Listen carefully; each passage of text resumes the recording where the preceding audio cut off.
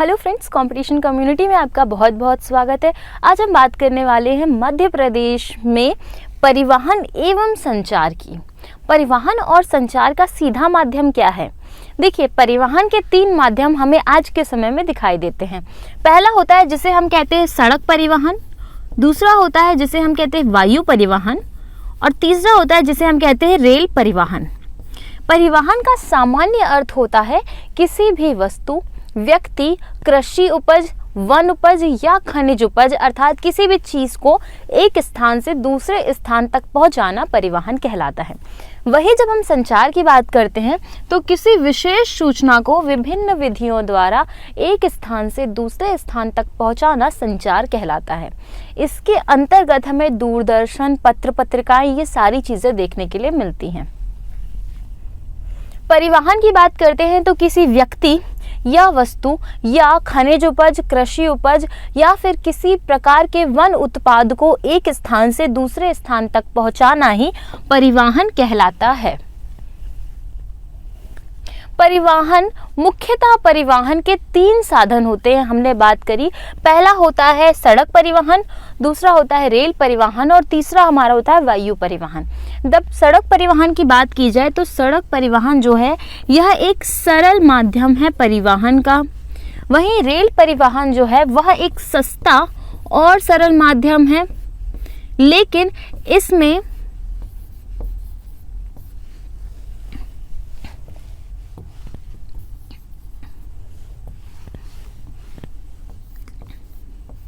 सस्ता और सरल। लेकिन वायु परिवहन की जब हम बात करते हैं तो वायु परिवहन जो है वो एक महंगा साधन है परिवहन का, परंतु यह सरल भी है और इससे बहुत ही कम समय में हम एक जगह से दूसरी जगह पर पहुंच सकते हैं। लेकिन जब हम रेल परिवहन की बात करते हैं तो इससे एक स्थान से दूसरे स्थान पर पहुंचने में थोड़ा समय ज़्यादा लगता है, तो इस कारण से यहाँ पर जो है समय ज़्यादा लगता है। जब हम बात करते हैं सड़क परिवहन की तो मध्य प्रदेश में जो सड़क परिवहन है उसके हिसाब में जब हम चीज़ें देखते हैं तो मध्य प्रदेश में सबसे ज़्यादा जो सड़कें हैं वो सतना जिले के अंतर्गत आती हैं। तो सबसे पहले हम देखेंगे मध्य प्रदेश में सड़क परिवहन। मध्य प्रदेश सड़क परिवहन की स्थापना कब की गई थी? तो मध्य प्रदेश सड़क परिवहन की स्थापना 1 जून 1962 में की गई थी और इसे 1 जून 1962 में स्थापित तो किया गया, परंतु वर्ष 2002 में इसे विघटित कर दिया गया। सर्वाधिक सड़क घनत्व किस जिले में है? सतना जिले में, ये हमने देख लिया। न्यूनतम सड़क घनत्व किस जिले में है? तो श्योपुर जिले में मध्य प्रदेश का न्यूनतम सड़क घनत्व है। इसका मतलब क्या हुआ? ये एक क्षेत्र है। अब मान लीजिए इस क्षेत्र से बहुत सारी सड़कें निकल रही हैं। एक सड़क यहाँ जा रही है, फिर एक यहाँ जा रही है, दूसरी सड़क यहाँ जा रही है, यहाँ जा रही है, ये और ये सारी जो सड़कें हैं ये एक स्थान पे एक दूसरे को मिलाती हैं इस स्थान पे। लेकिन यहाँ पे बहुत ज़्यादा सड़कें हैं तो इस कारण से इस स्थान में सड़क घनत्व बहुत ज़्यादा हो गया। वहीं एक छोटा सा स्थान मान लीजिए और जहाँ पे सिर्फ एक ही सड़क है जो एक बीच से निकल रही, तो यहाँ पे सड़क घनत्व कम हो गया। तो वैसे ही ये जो सबसे ज़्यादा घनत्व वाला जिला है ये है सतना और सबसे कम घनत्व वाला जिला जो है वो है श्योपुर। सड़क वर्ष 2005 को मध्य प्रदेश का सड़क वर्ष घोषित किया गया था क्योंकि इसमें बहुत ज़्यादा सड़कों का निर्माण हुआ था। सबसे लंबा नेशनल हाईवे, मध्य प्रदेश का सबसे लंबा नेशनल हाईवे कौन सा है? इससे पहले आपको ये समझना होगा कि नेशनल हाईवे कहते किसको हैं। जो ये हमें मध्य प्रदेश में अलग अलग प्रकार की सड़कें दिखाई देती हैं, इनमें से सबसे बड़ी सड़क जो कि देश की राजधानी तक जाती है, अन्य राज्यों को राजधानी तक जोड़ती है, उसे नेशनल हाईवे कहा जाता है या फिर राष्ट्रीय राजमार्ग कहा जाता है। तो मध्य प्रदेश से गुजरने वाला सबसे लंबा जो राजमार्ग है वो है NH 44, राष्ट्रीय राजमार्ग 44।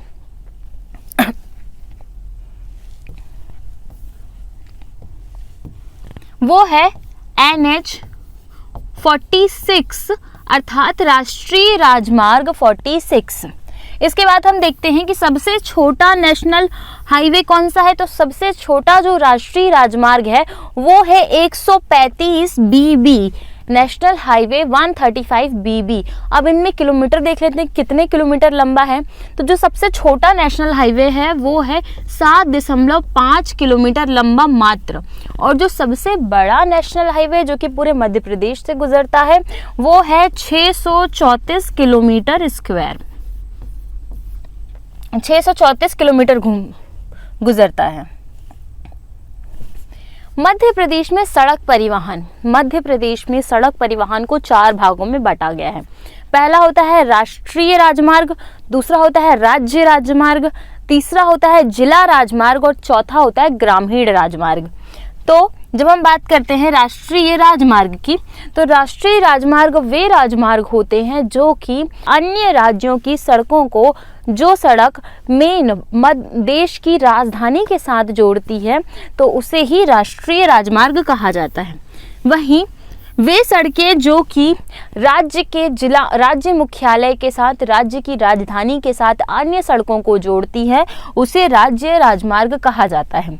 जिला मार्ग की बात करें तो ये वे क्षेत्र होते हैं जो कि अन्य सड़कों को जिला मुख्यालय के साथ जोड़ते हैं, जिला मार्ग कहलाते हैं। और एक गांव को दूसरे गांव के साथ, एक ग्राम को दूसरे ग्राम के साथ जोड़ने वाले क्षेत्र जो होते हैं उन्हें ग्रामीण मार्ग या ग्रामीण मार्ग कहा जाता है। बात करेंगे राष्ट्रीय राजमार्ग की, तो मध्य प्रदेश में जो राष्ट्रीय राजमार्ग हैं, हमने बात कर ली, ये वे राजमार्ग हैं जो कि देश की राजधानी के साथ आगे चलकर जुड़ते हैं। इस कारण से इनका संरक्षण केंद्र सरकार के द्वारा किया जाता है और केंद्र सरकार के लोक निर्माण विभाग के द्वारा इनका रखरखाव भी होता है। सबसे बड़ा राष्ट्रीय राजमार्ग कौन सा है जो मध्य प्रदेश से गुजरता है तो वो है NH-46। इसके साथ ही साथ में कुल कितने किलोमीटर तक मध्य प्रदेश में ये राष्ट्रीय राजमार्ग स्थित है, तो कुल 8,858 किलोमीटर तक मध्य प्रदेश में ये राष्ट्रीय राजमार्ग फैले हुए हैं। फिर बात कर लेते हैं राज्य की राजमार्ग की।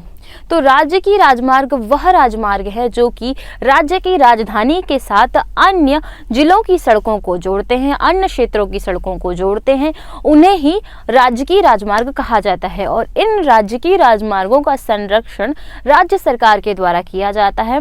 तो इस कारण से राज्य लोक निर्माण विभाग के द्वारा इनका रखरखाव भी होता है। सबसे बड़ा कौन सा राज्य की राजमार्ग है, तो वो है छिल्पी से लेकर बड़ोदरा तक का राज्य की राजमार्ग जो कि सबसे बड़ा है।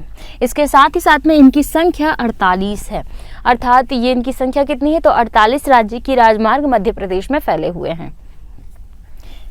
11,389 किलोमीटर में ये फैले हुए हैं। साथ ही साथ में फिर बात करते हैं जिला मार्ग की। तो जिला मार्ग वह क्षेत्र होता है जो कि वह मार्ग होते हैं जो कि जिला मुख्यालय के साथ अन्य जिलों की सड़कों को जोड़ते हैं, अन्य क्षेत्रों की सड़कों को छोड़ते हैं। बात कर लेते हैं कितने क्षेत्रफल में फैला हुआ है, तो 22,091 वर्ग किलोमीटर में ये फैले हुए हैं। इसके साथ ही साथ में इनका उद्देश्य क्या होता है, हमने बात कर ली कि जिला मुख्यालय से अन्य सड़कों को जोड़ना। ग्रामीण मार्ग का रखरखाव प्रधानमंत्री ग्राम सड़क योजना के तहत किया जाता है और इसकी लंबाई है 28,623 किलोमीटर तक। अर्थात सबसे ज़्यादा कौन सी सड़कें हैं, तो ग्रामीण सड़कें हैं। इसके अलावा आपको पता है मध्य प्रदेश की आधे से ज़्यादा जनसंख्या जो है वो ग्रामों पे निवास करती है और कृषि आधारित है मध्य प्रदेश राज्य, तो इस कारण से यहाँ पर ग्रामीण सड़कें आपको सबसे ज़्यादा देखने को मिलती हैं। इसके अलावा जो हमारी राज्य की सड़कें हैं, इसमें सबसे बड़ा राजकीय राजमार्ग कौन सा है, तो वो है छिल्पी से लेके बड़ोदरा तक। वहीं राष्ट्रीय राजमार्ग की बात करें तो NH-46 जो है वो सबसे बड़ा हो जाएगा। इतना आपको यहाँ पे क्लियर याद रखना है। सबसे पहले हम बात करने वाले हैं मध्य प्रदेश में मुख्य सड़क योजनाओं की। तो इन सड़क योजनाओं के संबंध में सबसे पहली जो योजना सामने आती है, देखिए मध्य प्रदेश जो राज्य है यहाँ पर सड़कों में बहुत ज़्यादा काम किए गए हैं और उन कामों को करने के लिए कुछ योजनाओं को लाया गया था और इन्हीं योजनाओं को हम यहाँ पे समझने वाले हैं। सबसे पहले हम देखते हैं कि एक योजना आई जिसका नाम था प्रधानमंत्री ग्राम सड़क योजना। प्रधानमंत्री ग्राम सड़क योजना को वर्ष 2000 में लाया गया था और वर्ष 2000 में यह जो योजना थी, यह इसका मुख्य उद्देश्य यह था कि ग्रामों में और जो छोटे क्षेत्र हैं वहाँ पर बेहतरीन और 12 सड़कों का निर्माण हो सके। इसका अर्थ ये है कि जो कीचड़ हो जाते हैं ना बरसात के समय में, वो सब ना हो, गांव में गड्ढे की समस्या देखने ना मिले और परिवहन थोड़ा आसान हो जाए। तो इस वजह से इस योजना को लाया गया था। तो इसकी स्थापना वर्ष 2000 में की गई थी और इसके तहत लगभग 500 विकास खंड और 250 आदिवासी विकास खंडों के अंतर्गत नई सड़कों का निर्माण किया गया था। और ये सड़कें बेहतरीन किस्म की और साथ ही साथ में 12 सड़कें बनाई गई थी। मुख्यमंत्री ग्राम सड़क योजना की बात करते हैं तो मुख्यमंत्री ग्राम सड़क योजना का प्रारंभ वर्ष 2010 और 2011 में किया गया था।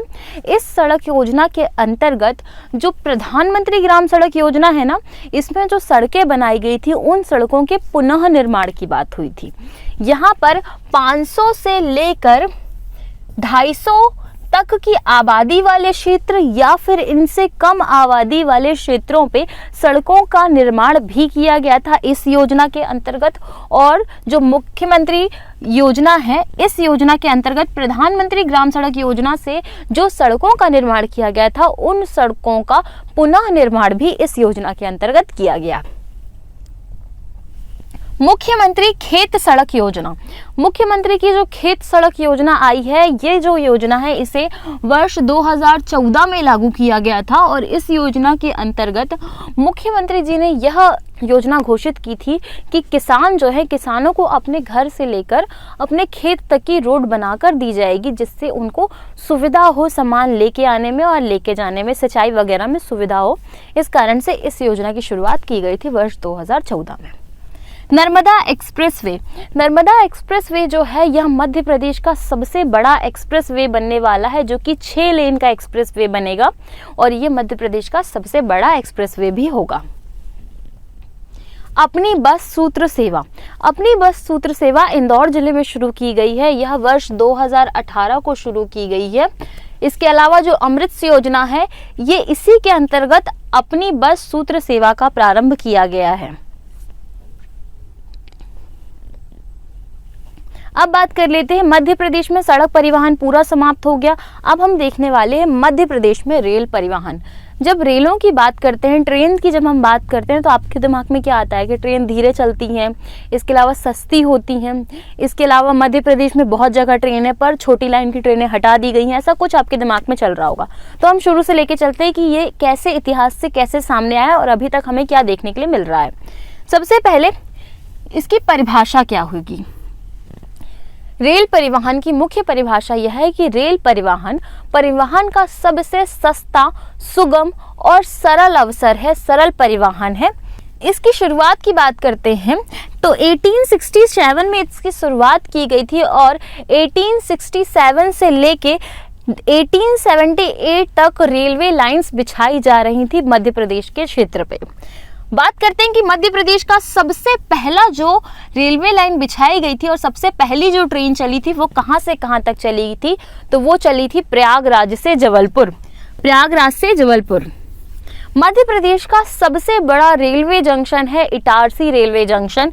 इसके अलावा मध्य प्रदेश में कितने किलोमीटर में कुल रेल फैली हुई है, कुल रेल क्षेत्र है, तो 4955 किलोमीटर के क्षेत्र में कुल रेल्स फैली हुई हैं। इसके अलावा कहीं कहीं आपको ऑप्शन में ये ना मिलके तो आपको मिलेगा 5992 वर्ग किलोमीटर में ये फैली हुई है। मध्य प्रदेश में जब हम ट्रेन की बात करते हैं तो हमें कुछ फैक्ट देखने पड़ते हैं, जैसे कि राज्य का पहला रेल मार्ग कौन सा था, तो जबलपुर से प्रयागराज का जो रेल मार्ग था वही राज्य का पहला रेल मार्ग था।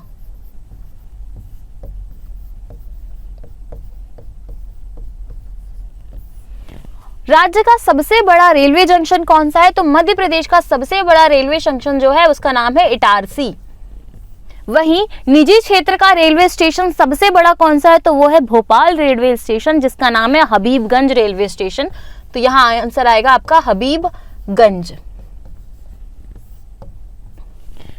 प्रथम आईएसओ प्रमाणित ट्रेन कौन सी है, तो हजरत निजामुद्दीन जो है वो प्रथम आईएसओ प्रमाणित ट्रेन है। तो ये है हजरत निजामुद्दीन, हजरत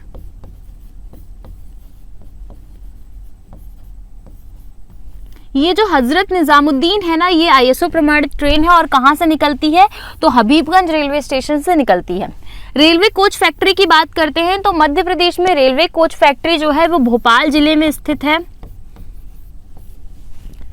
रेलवे स्प्रिंग कारखाना ग्वालियर जिले में स्थित है। मध्य प्रदेश का रेलवे स्लीपर कारखाना जो है वो बुधनी में है और बुधनी जो है वो सीहोर जिले के अंतर्गत आता है, यहां हो जाएगा सीहोर। इसके अलावा एशिया का एकमात्र सबसे बड़ा नैरोगेज जंक्शन जो कि छोटी लाइन का है वो कहाँ स्थित है, तो वो नैनपुर में स्थित है और नैनपुर जो है वो मंडला जिले के अंतर्गत आता है। नैनपुर।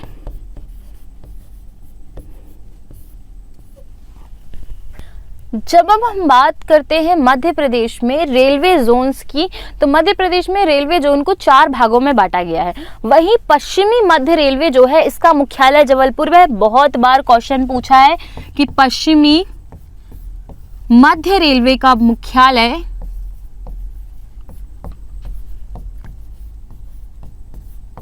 जबलपुर, ठीक। और बाकी जो रेलवे जोन्स है वो कितने भागों में बटे हैं मध्य प्रदेश में, हम ये देखेंगे। ये जो पश्चिमी मध्य रेलवे है ना, ये भारत के इंपॉर्टेंट रेलवे जोन्स में से एक है, इस कारण से ये इंपॉर्टेंट हो जाता है। इसका मुख्यालय जबलपुर में स्थित है। बात करें मध्य प्रदेश के रेलवे जोन्स की, तो मध्य प्रदेश में दक्षिण पूर्वी रेलवे, पश्चिमी रेलवे, मध्य रेलवे और उत्तर मध्य रेलवे में मध्य प्रदेश के रेलवे जोन्स को बांटा गया है। इतना इंपॉर्टेंट नहीं है। मध्य प्रदेश में वायु परिवहन, मध्य प्रदेश में वायु परिवहन की बात करते हैं तो सबसे पहली चीज कि वायु परिवहन जो है वो कम समय लेता है, इसके अलावा थोड़ा महंगा होता है और सबसे ज्यादा सरल साधन है परिवहन करने का। मध्य प्रदेश में वायु परिवहन का प्रारंभ 26 जुलाई 1948 को हुआ था। मध्य प्रदेश विमानन विभाग एवं विमानन संचालनालय की स्थापना 1 जून वर्ष 1982 को की गई थी।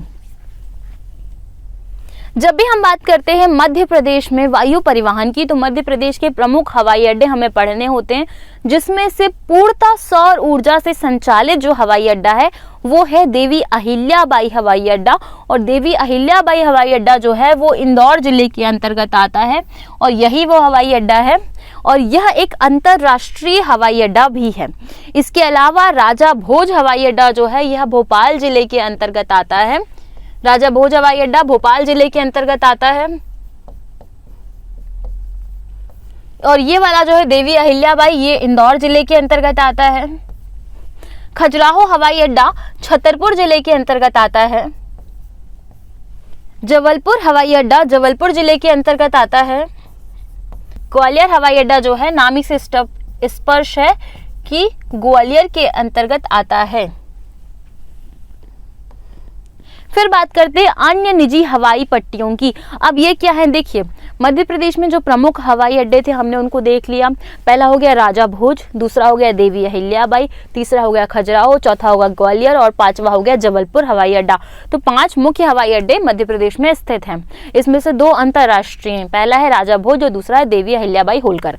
इसके अलावा मध्य प्रदेश के कुछ क्षेत्रों में निजी हवाई पट्टियां भी पाई जाती हैं। अच्छा, एक हवाई पट्टी वाला जो नेशनल पार्क है वो कान्हा किसली नेशनल पार्क है, आपको ये भी याद रखना है। और एकमात्र पर्यटन स्थल जहां पर हवाई पट्टी है या हवाई अड्डा स्थित है वो है खजुराहो, जो कि छतरपुर जिले के अंतर्गत आता है।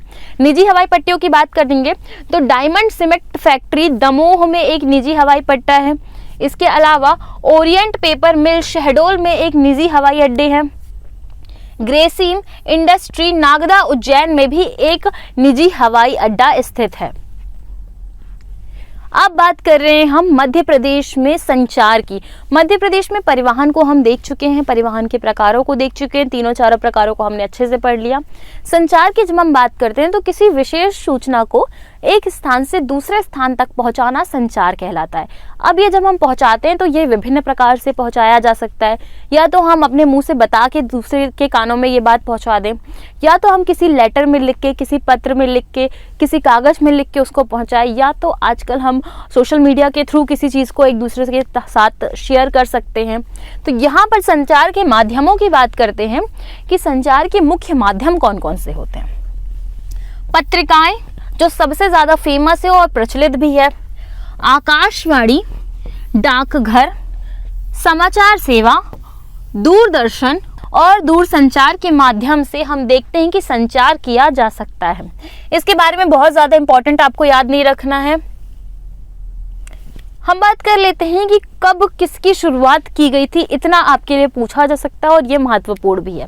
सबसे पहले डाकघरों की शुरुआत कब की गई थी, तो 1837 में डाकघरों की शुरुआत की गई थी। और डाकघरों से सीधा मतलब ये था कि हम पहले वो एक गाना था ना, डाकिया डाक लाया, और हम डाक लेते थे और भेजते भी थे फैमिलीज के पास। जब त्यौहार होते थे तो मनी ऑर्डर्स आते थे तो डाकिया के थ्रू ही आते थे। तो ये डाकघर उसी की बात हो रही है। दूरसंचार सेवा की हम बात करेंगे तो इसकी स्थापना 1974 में की गई थी। आकाशवाणी, आपने बहुत सारे रेडियो पे आकाशवाणी का प्रसारण सुना होगा, ये उस आकाशवाणी की बात चल रही है और इसकी स्थापना 1955 में। इसके अलावा दूरदर्शन जो है यह भी संचार का एक प्रमुख माध्यम रहा है। जब समाचार पत्र की बात करते हैं तो मध्य प्रदेश का पहला समाचार पत्र जो था वह था ग्वालियर गजट। इसके अलावा मध्य प्रदेश का एक और समाचार पत्र प्रमुख है और बहुत ज्यादा जाना जाता है, जो कि है मालवा अखबार। पत्रिकाएं की बात करते हैं, मध्य प्रदेश से बहुत सारी पत्रिका निकलती हैं, लेकिन एक पत्रिका जो प्रमुख है वो है खेल हलचल, जो कि मध्य प्रदेश से प्रकाशित होती है। इसके साथ ही हमारा मध्य प्रदेश में परिवहन एवं संचार का ये वीडियो समाप्त होता है। मिलेंगे आपसे नेक्स्ट वीडियो में। आपको हमारी वीडियोस कैसी लग रही है आप हमें कमेंट करके ज़रूर बताएं। और इसके साथ में ही अगर आपको हमारी वीडियोस अच्छी लग रही हैं तो अपने दोस्तों के साथ इसे शेयर करना बिल्कुल ना भूलें। Thank you so much.